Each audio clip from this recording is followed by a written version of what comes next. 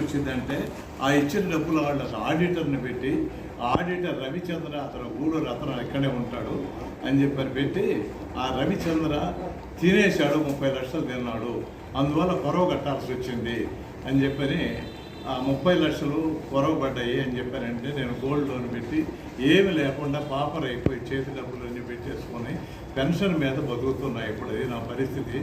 బాడుగ లేదు, ఏమీ లేదు. 16 నెలల బాడుగ కూడా ఎగ్గొట్టేటప్పుడు మానేసింది. ఏమైంది అని అంటే ఆ రవిచంద్ర 30 లక్షలు తిన్నాడు, అందువల్ల నాకు ఒక గ్యాంగ్ ఉంది, దాదాపు 7-8 మంది. అప్పుడు చెప్పింది గ్యాంగ్ ఉందని. ఆమె గ్యాంగ్ ఉండే సంగతి నాకు తెలియదు. అప్పుడు చెప్పి మా పిల్లకాయలు పోయి ఆ రవిచంద్రని కొట్టారు. అడిగారు ఏమైంది, ఆ డబ్బులు ఎందుకు తిన్నాము, అవన్నీ కట్టమని చెప్పని అడిగితే వాడు కొట్టి వాడేదో బూతు మాట అన్నాడని చెప్పి కొట్టారు, చంపేశారు.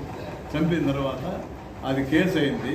ఇది రూరల్ పోలీస్ స్టేషన్లో కేసు అయింది. అది దాంట్లో ప్రేరణ, దాన్ని చంపడానికి ప్రేరణ నీ పేరు ఉంది, నీ బంధువుల పేరు ఎట్ట తెలుసుకోవడదో మా అందరి పేర్లు పెట్టుకొని చెప్పిందట.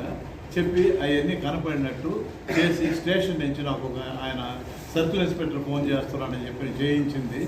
ఆయన చేసి నీకు ఎట్ట తెలుసు ఇవంటే, నేను టీచర్గా రిటైర్ అయినానమ్మా, నాకు తెలియదు, నాకేమీ తెలియదు, ఈమె వాడుకుంది, అందువల్ల అంతే ఈ లక్ష్మీరెడ్డి తెలుసు నాకు, అంతకంటే ఇంకా నాకు ఏమీ తెలియదు. సరే పెట్టాయి అన్నాడు ఆయన పెట్టాయి అన్నాడు. ఆయన సిఐఓ మరి పోలీస్ డిపార్ట్మెంటు ఎవరి చేతనో ఫేక్గా చేయించిందో తెలియదు నాకు. తర్వాత లేటుగా తెలుసుకోబోయేటప్పటికీ అంతా నష్టపోయి పూర్తిగా ఆఖరికి డబ్బు అంతా కాజేసి మోసం చేసింది. అంతా అబద్ధమేనని ఆ డెడ్ బాడీ యొక్క రక్తపు మరకలతోటి నాకు చూపించింది. మా అల్లుడు కూడా పక్కన ఉన్నాడు, ఆయన చూశాడు, నా భార్య చూసింది. ఆ రక్త మరకల ఫోటో నాకు పంపించు అంటే పంపిస్తాను అన్నది పంపలేదు. విజయశేఖర్ రెడ్డి నువ్వు చూసావు కదా, ఆయన చూశాడు ఆ రక్త మరకల బాడీ చూసి.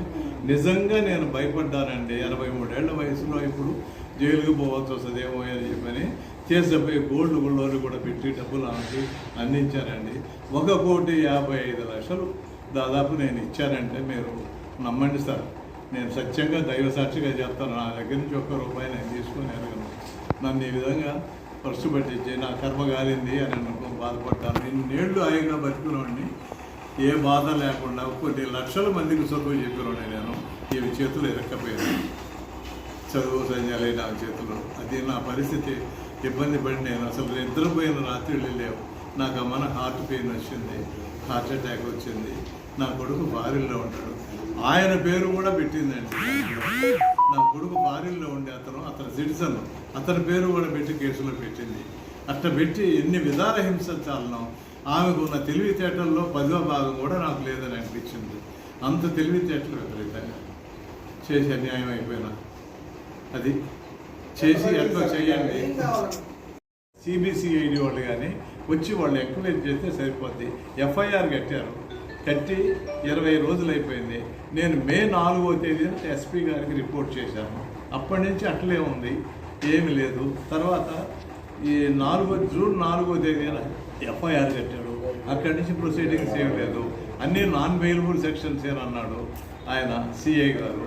అంతేగాని ఇంకా ఆ తర్వాత no proceeding, no further action, ఏమీ లేదు. నేను ఎన్నిసార్లు పోలీస్ స్టేషన్లో తిరిగి ఏమైంది సార్ అని అయితే ఆయన దొరకటం లేదు, ఫైల్ అందుబాటులో లేదు. అది పరిస్థితి. అందువల్ల మీకన్నా చెప్పుకుంటే మీరు ఏదైనా పేపర్ పబ్లిసిటీ ఇచ్చి గవర్నమెంట్ కన్నా తెలిపితే గవర్నమెంట్ అయినా స్పందించి నా పరిస్థితి ఒకరంత గమనించి నాకు ఏదన్నా సహాయం చేస్తారేమో. ఏమీ లేదు. చేతి ఉంగరం కూడా పెట్టేశాను, నా మెసేజ్ ఉంగరాన్ని కూడా పెట్టేశానండి. మీరు you believe me what I say. అది ఎంత మోసపోయినా ఏంటని మీరు నన్ను ఎగతాలు చేయొచ్చు, చెయ్యండి. మీరు ఏం చేసినా నేను ఇంక పడ్డాను. ఎట్టం కొంత ఇరుక్కుపోయిన తర్వాత బయటపడడానికి బాధ కూడా పడాల్సి వచ్చింది. ఇన్ని కష్టాలు పడ్డాను.